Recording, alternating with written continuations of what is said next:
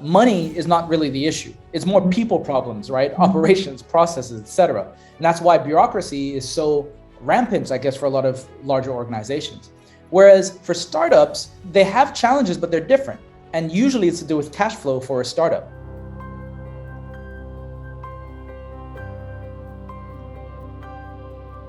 Hey guys, welcome back to my channel. Now in today's episode, you'll meet my good friend, George Samuels.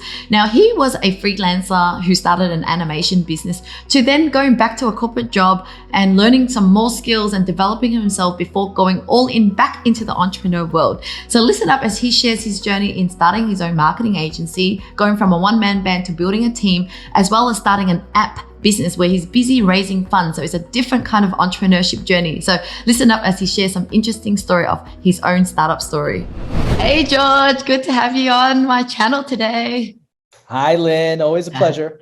Yeah, so George, we've been friends for like many years, and you've been a nomad traveling everywhere. You truly live that kind of time freedom type entrepreneurship. But yeah, today I wanted to bring you back to when because you used to work in a corporate setting and then having to take the leap into starting your own business. You went into an agency and then now even an app. So I really want to just take to that journey because people can kind of learn from what could be their path and how could they shortcut it? How could they kind of avoid the mistakes that you made? So yeah, George, you want to share a little bit about your background and how you got started in entrepreneurship? I guess I stumbled upon it. I would say that entrepreneurship found me actually after university. At the time, I remember I had aspirations to join Disney or Pixar to be an animator. Yeah. And I remember in the early days, right, we were doing explainer videos together. That's how that came about. But as a part of sort of learning how to promote my animated films, I then learned about marketing and entrepreneurship as a potential career path. Growing up at school, those options were never really provided to us. I remember my career counselor was looking at my grades and all this and say, okay, well, based on your grades, these are the sort of careers you should check out. But not once did they ever look at sort of like soft skills and other options. So I was glad that I stumbled upon entrepreneurship that way, because then I realized the sky's the limit when it comes to entrepreneurship itself. Like literally any idea you have, you can turn it into a product, commercialize it, and grow it. And that's what I really love about entrepreneurship. My sort of career path went from the animation side. Then I started doing freelancing and trying out an explainer video business. And I think that was around the time when we met. Then I got involved in a few other different jobs, which included, sales, marketing, community management. And then I made my way into the corporate world. And there, I learned more about like communication skills and negotiation and dealing with executives and pitching ideas to people in power, et cetera. And then eventually I had many colleagues often say like, hey, I don't know if this is the path for you. They kind of saw me doing more than just doing the 9 to 5. And so that was always a reminder, because I had, bouts of trying, for a business, then going back into a job and trying another thing again. And then that I went all in around my 30s, early 30s. Yeah. And that's when I moved to Singapore. Right before then, came and stayed in Sydney with you. And that was a beautiful time. Always grateful and appreciative. Since then, it's been a wild journey. I've just been going all out, traveling around, set up 2 businesses now, and this is where I'm at. Yeah, that is such an interesting story, because I myself kind of took the leap and never came back to corporate again, because every time I felt tempted, I just remind myself of the pain of like that kind of feeling like as if I'm in this jail with this box and I never went back. But it is really good to see your perspective where you end up going back to the corporate life, and then it's never the end all, like it's not the end of the world. Because I think sometimes you coming back to the corporate life, did you feel like you were able to gain even more knowledge and skills or connections that you needed to be where you are now? 100%. So I think my sort of path, right, involved me going through different stages of business, not just with my own, but like learning from those who are at those different stages of business. So from startups to SMEs and then into corporate. And I think corporate was probably the biggest lessons for me, because there you got to see like, okay, at that stage of a company, especially one that's been around 20, 30 years, like how do they operate? The way that they think is very different. Money is not really the issue. It's more people problems, right? Operations, processes, et cetera. And that's why bureaucracy is so rampant, I guess, for a lot of larger organizations. Whereas for startups, they have challenges, but they're different. And usually it's to do with cash flow for a startup. And I do kind of equate it to children. And Lynn, you might have a better firsthand experience with this, if this is true or not. But businesses can be like children in the sense that at the early days, you're putting a lot in and there's no like direct return on investment, right? Late nights, sleepless nights, cleaning up after things. And it's not until much later that, of course, you're hoping that you did the best that you could, and then it starts to produce returns. And so that's kind of been the experience that I've found. And having worked in corporate, it allowed me to be able to visualize the future and know that, okay, this is what is possible. And because I've gone through that already, I know what I need to do in order to get there. And it's just like reverse engineering. Yeah. And it's just a great reminder that everyone's path is so different. You can jump into entrepreneurship, then you could jump out and learn more things. And you can always jump in again. It's never like failure. The only time you fail is when you give up completely and just never try again. So it's really good that you're back into entrepreneurship. So then you started an agency, Fire Corp, right? Yes. And then tell us more about what was the agency services, and then how did you then start into this app business? Because this is really interesting. I wanted you to share about the app as well. Yeah, for sure. So for Fire, when I moved to Singapore, my intentions with Fire was I knew that I wanted to set up the agency, the consultancy, and I knew I wanted it to be at the intersection of sort of the work I was doing with like community management and community building and this emerging blockchain space.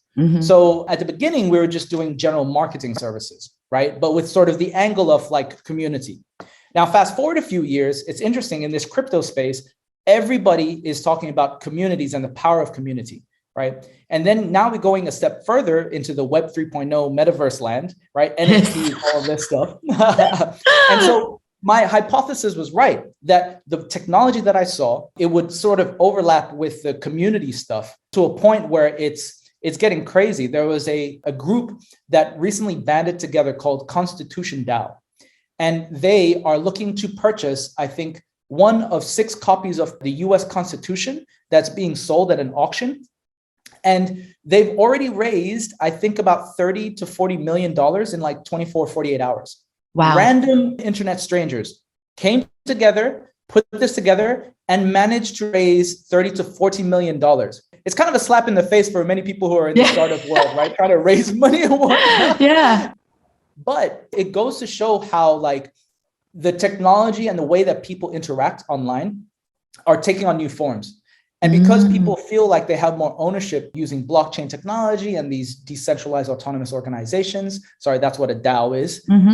This is where things are getting interesting. So with Fire, that's how it started. And those were the types of services we were building. One of our largest clients was the Tuvalu government. So last year, we started phase 1 of a project with the Tuvalu government, a discovery phase, to explore how we would go about implementing blockchain technology for the future of the nation, for their government services, right? And so that was sort of like the pinnacle of everything that I had in my mind about like what it would lead up to. Then also last year during the pandemic, that's also when I launched a second company called Anna, which is where the mobile application comes in. And Anna is a social accountability platform. And the thesis behind this as well is that accountability is going to become even more prevalent in this metaverse Web 3.0 space, because people now have the ability to prove their ownership of things, right? And all the data it's sort of like Web 2.0 was like, okay, we connect the world, we make everything more transparent. But now we're learning transparency is not enough, because there are people still getting away with things, right? We look at political leaders and what have you. So imagine now if the whole world starts using blockchain technology and all of our interactions data, we own it, but it's also things that can be used evidence for or against.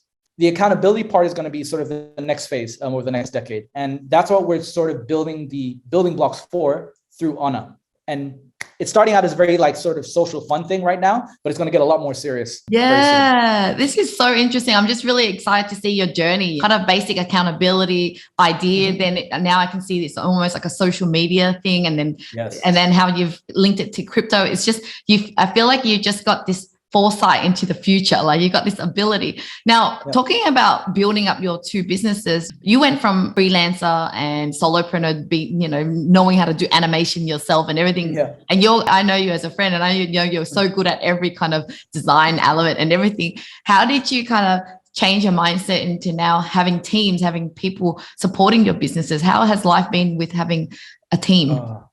it's so much better having a team. Of course, there's a lot of lessons, right, that you learn. I know you've learned a lot of lessons dealing with different people, and the same is happening for me right now. Because there's two companies, there's two core teams, and there may be contractors here and there depending on projects. But for the core teams, these folks really believe in you. So there's a lot more responsibility to sort of show up for them as well. And it's good because I guess that's part of the accountability as well. And I take a lot of pride and honor in those sort of things, because when you do have others that are kind of looking up to you or depending on you to do your bit, right, as part of the team, that's what helps get me up every day. And there's pressures too, because there are expectations, but I know that I'm probably a lot more harder on myself, and probably my team will say this, that I take on a lot more responsibility and expectations of myself than they might have of me. But that's only because I want to go far. And there's that quote, I don't know if it was Nelson Mandela, right? If you want to go fast, go alone. If you want to go far, go together. Yeah, I love that. So in your company as well, I know you travel a lot. Does it mean that your philosophy is all around time freedom as well, like working from 100%. Home? Yeah. Yeah, we've definitely set up our processes and systems in a way where we can work asynchronously. So when one person's awake, the other person's working, and vice versa. So your written communication has to be really good. Now, the technology is starting to get better, whereby even platforms like Slack, they give the ability to record audio, like audio notes and video notes now as well. Yes. So these sort of things is helping. And using that, it's been really, I guess, helpful for us to be able to navigate. I mean, time zones can still be not so fun. Yes, because right now you're in Mexico or something, and your team members are in Australia. Correct. Where else are your team members? Australia, we had India, the Netherlands, Mexico now, and one of our clients was in London. So there are times where our meetings are covering like the entire day. One's in the morning, afternoon, and then also in the evening. Yeah. So where did you find your team members? I mean, on my channel, people come to me because they love the concept of outsourcing, and I'm always about advocate of, outsourcing to the Philippines, because that's where I outsource for. But originally I have people from all over the world. Overall, we haven't needed to expand further. We're just sticking to that. But I'd love to hear from your own experience. How did you build up your team? How did you find the different people in different countries? Yeah, that's a good question. Some I had worked with previously. Others I found through whether it was Twitter or whether it was through Slack groups. So the CTO for Anna, I found him through a Slack group. It was a Bitcoin related Slack group, just developers. And the timing was like kind of just perfect. He has been just amazing. He's like a one-man army. I can't praise him enough, but he's much more senior than I am. And I guess this goes back again, right? When you're working with different people, it's amazing when you can surround yourself with people who are better than you are in certain activities. And if anything, I like surrounding myself with those types, because we don't have all the answers, but we do have the vision. And I guess as leaders or founders, you kind of have to be the one to set the direction, right? The North Star. Yeah. So talk about your CTO. You are partnered with him, right? You decided that a big component of a success of your app business requires someone very technical, right? And so you're like, instead of find someone and paying them on a salary, which the startups can't afford at the moment, you decided to partner with someone. Is that how it worked?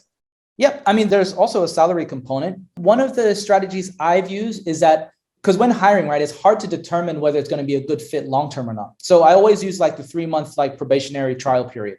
And so during that time, I'll pay them like normally, and depending on what you agree on. And then if it works out, then you can provide options of like, okay, do you want to continue on full-time salary? Do you want to continue on like part-time, but then also have part equity? Or do you want to go full equity? Right. And in the startup world, especially tech, it's a lot easier to determine, equity and salary. So if you're building something there's a real possibility to scale it up, then you can look at the equity side. And so that's what we ended up looking at. Yeah. So I always share with people one of my concept with outsourcing is that I don't just outsource smaller parts, admin work, whatever. You can actually also outsource a department, another hat that you normally had to wear. When I started outsourcing Angel, I didn't really like the lead generation part. So I partnered or outsourced the lead gen part to partner back then. And so that I could focus on the back end. So it really allows you to scale more. And like you said, you bring in talent that you can, because you can't wear all the hats. You can't do well at everything. And so it's good for people to just see that outsourcing, there's so many ways, not just outsourcing little tasks, but even roles, different things. Talking about the app thing, it comes with a different kind of world where you're raising capital, you're having to, it's so different. Can you share a little bit so that we can understand more? Yeah, sure. So with the app, with the tech startup, so with an agency, it's a service-based business model, right? But for an app or for a tech startup, this is product-led, and although of course there are products, the digital product, yes, right. And there you're looking at, scale again. You're looking at like total number of users, monthly subscriptions, etc. And if anything, it's kind of nice, having come out of like the agency service-based model, because not everything is too customized, right? You just got the one product that's the only thing you need to sell and put out there. It's just about driving traffic to that one thing, sign up and then upsell maybe when they're inside the product. With that, the fundraising game, VCs, you learn a lot about just the jargon in general. There's a lot of like VC technical terms. You have to be looking at contracts a lot more. So it's important to have good lawyers behind you. Luckily, I do have some good lawyers, friends. And so shout out to them. And then also your networking skills again, right? Because you have to put the pitch decks together. You have to do data rooms. You have to know how to negotiate things, because there's many different ways to skin the cat when it comes to getting money and then also giving equity away.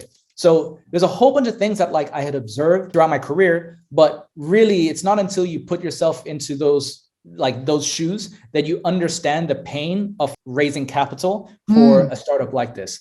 And I think knowing very simple things like at the beginning as a seed stage startup, you have to understand like what is a convertible note, what is a safe, what's a straight equity different play. World, yes. Yeah, all of these things I had heard about, but I didn't know in reality like how you actually deal with it and what you need to do. But I'm learning very, very quickly. It can be a slog, Bill. Yeah. So how is your mindset around it? Are you just kind of taking one day at a time and just trying to figure it all out, or how are you feeling so far in your journey? Oh gosh. It's funny, right? Because I think I had the previous decade to kind of explore different jobs, right? And business things. Like, even though every day there's like high highs and low lows, I am happy with the choices I've made, because I know that I'm working towards something that I really believe in. And it seems like the people that are with me also believe in it. But the entrepreneur journey is very extreme. We take high risks, and again, it's just the high highs and the low lows. It's definitely helpful if you have a supportive partner, but I've learned that I try to take on as much as I can myself, because I know there can be a lot of stressors on the partner. And so those are things that I guess don't get talked about a lot. The roles of partners in founder journeys. But I would say that. Yeah, that's how. So are you able to kind of fund from the first business? Because service is a little bit different. It's probably easier to take on a client, just deliver some service and you make money fast. Correct. Building up a digital product, yes, once it's built and it's there, yes, you can reap the reward, just like Canva right now, right? It's like $1 billion business, but I'm sure for many years it was a struggle as well. So is it good that in a way you've got a different business to kind of fund that as well? Or how do you deal with that? Yeah. Again, I kind of treat everything as just like one like series of lessons, right? It's like education. And all of this is just me learning in a very practical manner. So the service-based business model is like, I wanted to try different business models. So I've done like service-based business models. It was comfortable. It was like, okay, let's try this one, because the opportunity presented itself. Now that I'm here, I'm like, okay, I like it, but also there are these new sort of areas that you have to consider. There's more like stakeholder management. You got to, be able to talk like with investors properly. You got to be able to take those rejections when you going out to fundraise and what have you. But with each conversation, it's a lesson, what works, what doesn't. So that's probably where. So you're still running the agency, right? As well as of course. Yeah, that's my question. Bringing on that team, it was about like, okay, it's gotten to a certain point. I can bring in this team and then kind of groom them to take care of that while I focus on the other. And yes, the short answer is yes, it's helpful to have the two, or at least multiple sources, to be able to, I guess, keep going. I mean, when it was just fire, as you said, with a service-based business model, you can come up with stuff very quickly. But with the tech startup, it's just a different game. Yeah, it's just a different game. Yeah. Because for me, now that I have two business, one is sustainable and it just pays me an income. It allows me to kind of have a different startup, my YouTube marketing service, which is, even though it's in the baby stage, I'm not stressed out. I'm not like trying to, earn everything I can in this one, because you've got that support. Exactly. So it's just, it's helpful for me to have the two business. Before I let you go, I want to touch on the topic of networking, because when we met, I always knew you were like the best networker. You're always all about relationship building. Yeah, I too, but I like to hone into that strength, because I think a lot of people can learn from that. Yeah. What's your approach on business development and networking over the years? Yeah, I mean, I've definitely learned to leverage social media a lot more, whether it's getting yourself featured in interviews on other people's platforms, learning how to like work smarter as well. Because I think in the early days when I was networking, it was a lot of chasing. But I think, and one-on-one catch up you're talking about, like yeah. Mm-hmm. But I think once you start establishing yourself as, I guess an authority or an expert in a certain area, it's much easier for people to find you, bring you onto their platforms, and then people hear about you that way. So there's been a lot of that taking place over the last couple of years, where I'll be invited to Miami, New York, all these other places, and that just helps like sort of accelerate or amplify the messages. And a lot of the time I just try to share like my philosophy on things. And that's been sort of my way to attract the right type of people. I still think that there's a lot more for me to do in terms of the growth and learning. My social media presence now compared to previous times, it was a lot lower. I kind of like, as I was like developing the businesses, right, I kind of like went into the background a bit too. But as things have been shifting, I'm like, hey, okay, maybe I might re-enter, but with like a new perspective. Yeah. And what I like about both of our approaches is that we genuinely care about people, and we network because we like people and want to keep that relationship going. And that's the point I want to bring home, because sometimes in business you'll come across people that are networking and want to be in your world, but they are only trying to you're one of their stepping stone, and it just really saddens me. And I don't think that's the long game that you should play, right? Like take on your approach on real relationships versus just networking for the sake of networking. Exactly. Yeah, there's definitely, I think, an art to it. And you got to network with your own style, I believe, and leverage your personality strengths, because there are some who just come across, it can be very annoying, right? The way that they network, and it's not genuine. And I'm rather like, at this point in my life, it's more like quality over quantity. So I try to keep that in mind. Yeah. All right. Well, thank you so much, George. I know you got to go. You're a busy man running around different cities and countries, but I'll have all the details of your businesses on the bottom of the description. So thank you so much, George. Of course. Anytime, Lynn. Thank you so much for watching, guys. Love to hear from you. If you have any questions for myself, or if you like more videos like this, check them out here.